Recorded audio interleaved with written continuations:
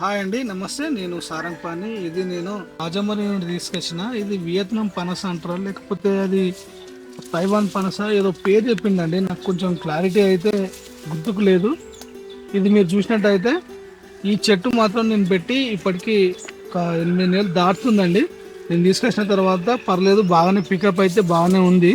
దీనికి మీరు చూసినట్టయితే కింద ఉన్నటువంటి డ్రిప్ పైప్కు ఈ విధంగా ఇంకొకటి వేసి ఈ విధంగా మనం దాని మొదలకైతే కొన్ని నీళ్లు పడే ప్రయత్నం చేసిన. నేను ఒకటి ఏంటంటే, నేను దీనిలో గమనించింది ఏంటంటే, నేను ఎక్కువ శాతము ప్రూన్ చేస్తూ ఉంటే చెట్లు అయితే చాలా వరకు తొందరగా డెవలప్ కాకపోయేదండి. అందుకోసం నేను ప్రూన్ చేయట్లేదు.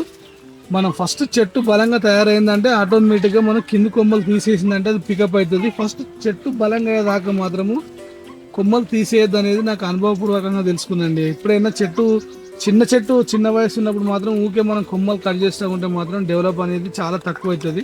కాకపోతే అవకాశం ఉంటే మాత్రము పక్క చెట్లకు డ్యామేజ్ కాకుండా ఉండాలంటే కొమ్మలు దగ్గర గుంజి కడితే సరిపోతుంది.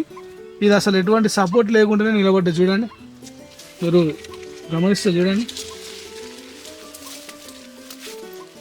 ఇది హైబ్రిడ్ పనస అండి. ఇంతకుముందు ఇంకొక పెద్ద మొక్క ఉన్నది, అది కూడా చూపించే ప్రయత్నం చేస్తా.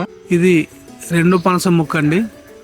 చెట్టు చూడండి, చెట్టు అయితే మనకు బలంగానే తయారైంది. అంటే మనకు ఇది కూడా సేమ్ మనకు రాళ్ళనే పెట్టిన. చూడండి, పెట్టి నేను 5 సంవత్సరాలు దాటుతుందండి. చెట్టు అయితే మనకు బాగానే పెరిగింది, కానీ ఈ సంవత్సరం మాత్రం పూలు వస్తాయని అనుకుంటున్నా. ఇంతకుముందు చూపించిన మొక్క మాత్రం అది రాజమౌళి నుండి తీసుకొచ్చిన. ఇది మొక్క మాత్రం నేను మా లోకల్ నర్సరీ నుండే తీసుకొచ్చిన అండి. అంటే అంటు మొక్కే, చెట్టు పెరిగింది, కానీ ఏమన్నా కాయలు వస్తాయా లేదా చూడాలి ఈ సంవత్సరం. Please subscribe my channel. Thank you అండి, థ్యాంక్ యూ.